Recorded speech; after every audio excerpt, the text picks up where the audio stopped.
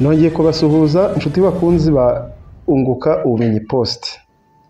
Uyu munsi rero turagarutse aho tuganira ku bintu bifasha ubuzima bwa buri munsi nkuko bisanzwe. Uyu munsi rero turabarebera impamvu 10 zituma umuntu ashobora gusuzugurwa ahantu ari muri sosiyete arimo, kandi tubereke uko mwabyirinda. Hari ubwo wibaza impamvu abantu bagukwena bakakwirengagiza cyangwa bakaguca intege, nyamara ari wowe wabiteye utabizi. Reka dusobanukirwe tunamenye uko twakwihesha agaciro. Ikintu cya mbere, iyo abantu bagusuzugura, ikintu cya mbere kibitera ni wowe uba witesheje agaciro. Umuntu wivuga nabi mu bantu akagenda agaragaza ko ntacyo ashoboye, akigira muto imbere y'abandi, akerekana ko ntacyo ari cyo, akerekana ko ibintu byiza, akerekana ko ijambo rikomeye, ijambo ryumvikana rifite logique, mbese ibintu byose akagaragaza ko atari ibye ahubwo ari iby'abandi. Ibyo bintu bituma abandi babifata nk'ukuri.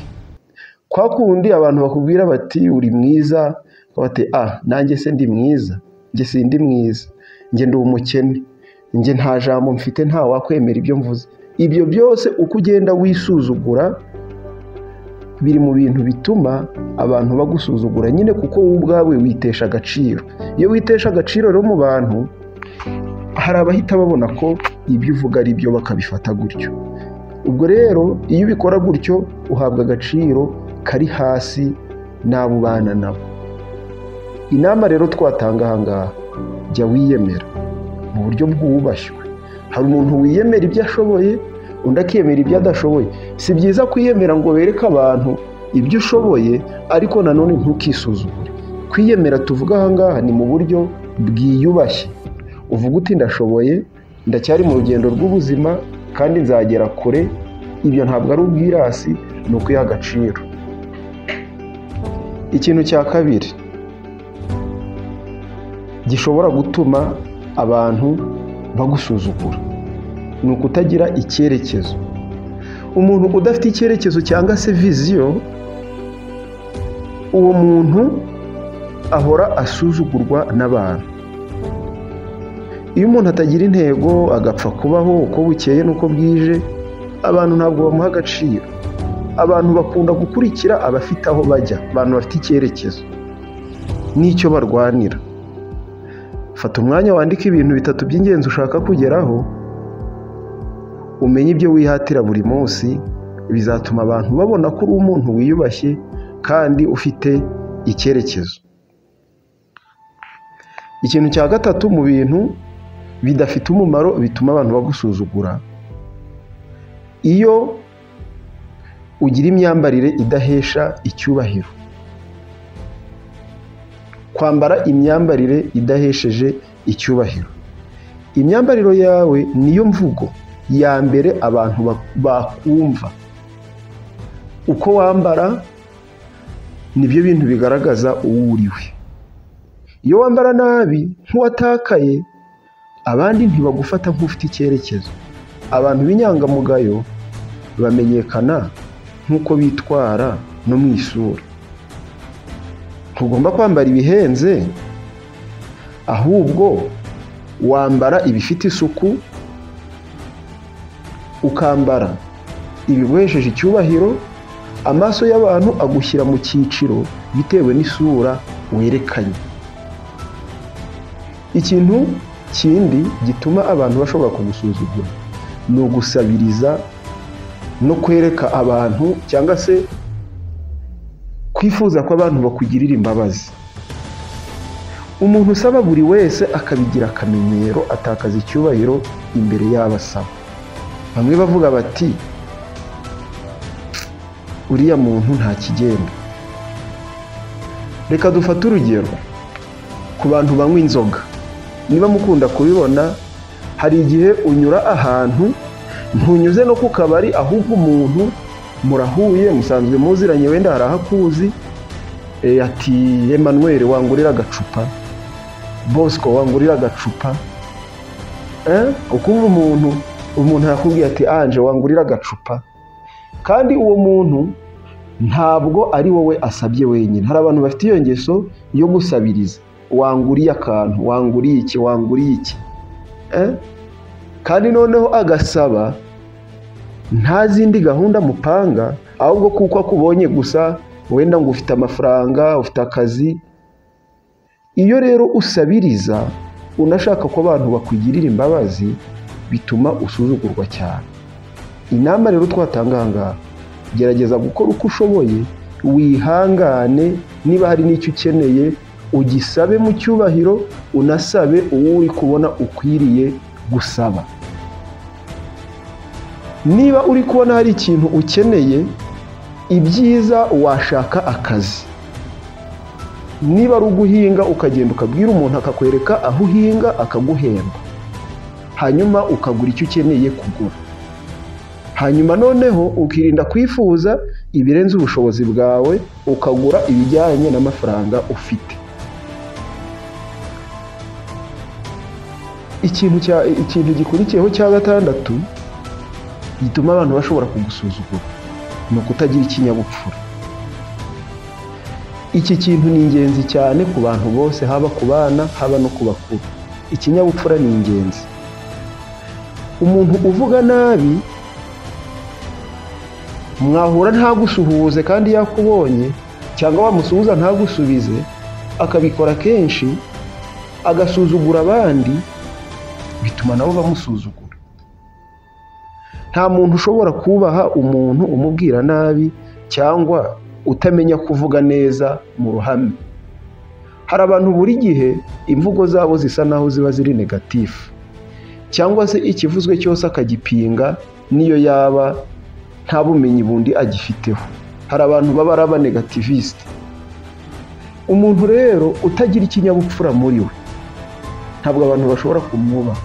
Niyo waba ufite amafaranga, utagira ikinyabupfura, bazakunda amafaranga yawe, ntabwo ari wowe bazaba bakunze. Niyo mpamvu uzajya kubona ukabona abantu bamwe baciriritse, bafite abantu babakunda, ariko ba bantu bafite amafaranga ntibakunda.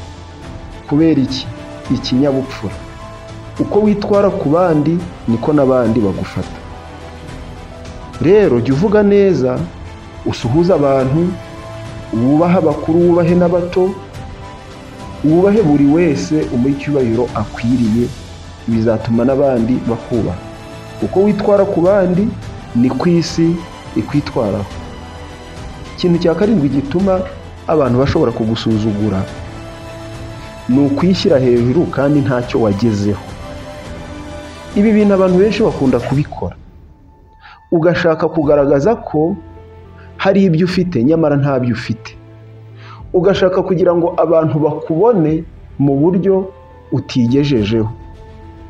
Ugashaka ngo abantu bakubone nk'umukire kandi nta bukire ufite.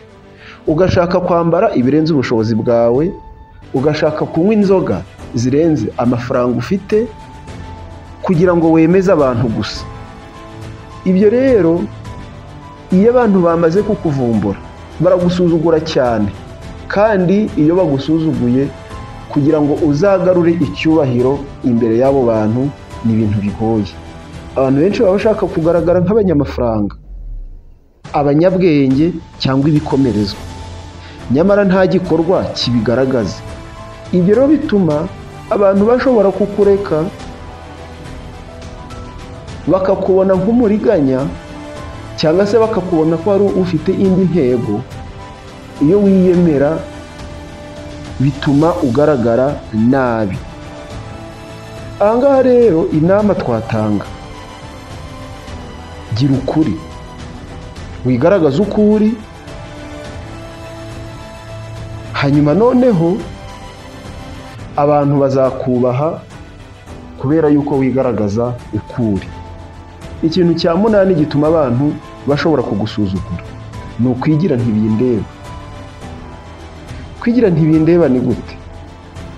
Hari igihe umuntu atita ku bintu biri kubera ahantu ari, ntushake gukemura ibibazo cyangwa kugira uruhare mu iterambere ririmo gacurimo, cyangwa se ntushake gutanga ibitekerezo muri bagenzi bawe, hari igihe baba bagukeneye ngo utange ibitekerezo byubaka. Icyo gihe rero iyo wifata gutyo, abantu bagufata nk'umuntu utagira akamaro. Iyo rero batangiye kugufata nk'utagira akamaro, usanga baguhisha ibintu cyangwa bakakwirengagiza, ku buryo niyo byaba ari ibintu bigufitiye akamaro wowe ubwawe byageraho bikuvana. Kubera ukuntu witwara bituma abantu bakwirengagiza, bakaguhisha ibintu cyangwa bakakwirengagiza nyine, kuko n'ubundi babona ntacyo umaze. Rero jya witanga, niyo haba ari mu bintu bito, utanga igitekerezo, ufasha abandi uko ushoboye, umenye ibyaho utuye bizatuma bakubaha. Icya 9 ni ukutagira ubumenyi bwo gusabana. Iki kintu kigonga abantu benshi cyane. Abantu benshi kirabagonga kutagira ubumenyi bwo gusabana. Hari icyo bita communication skills ndetse na negotiation skills. Ku bantu bize icyongereza barabyumva. Hari igihe umuntu agira akabazo, kugira ngo udiringe nawe icyo kibazo bikaba ngombwa ko witabaza undi muntu. Abantu rero badafite ubumenyi bwo gusabana, abantu badashoboye kuganira neza, akaba atazi kwitabira ibiganiro cyangwa atazi uko yitwara mu bantu, akitaza abantu, uwo muntu ntabwo abantu bashobora kumwubaha cyangwa ngo bamwumve. Ibi bitandukanye no gucisha make. Hari umuntu uvuga amagambo makeya ariko igihe avugiye akavuga iby'ingenzi. Ntabwo ari uwo turi kuvuga. Turavuga wa muntu udashobora kuganira neza, akaba adashobora kwitabira ibiganiro nk'abandi, cyangwa atazi n'uko yakwitwara mu bantu, ahubwo akitaza abandi.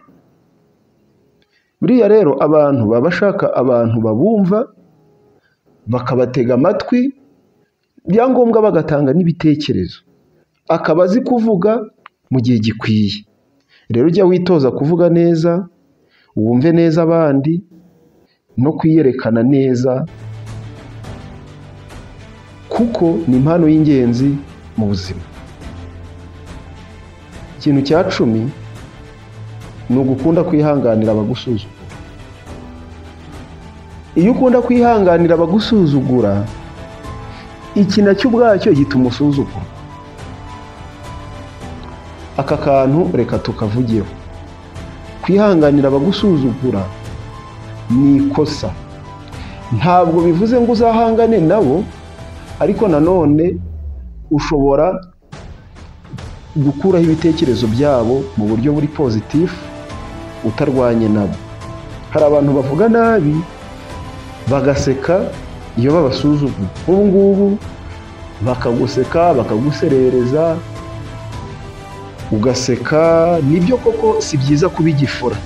Si byiza kubigifura kugira ngo abantu baguserereze urakare, abantu bagutuke urakare, buri gihe sibyo.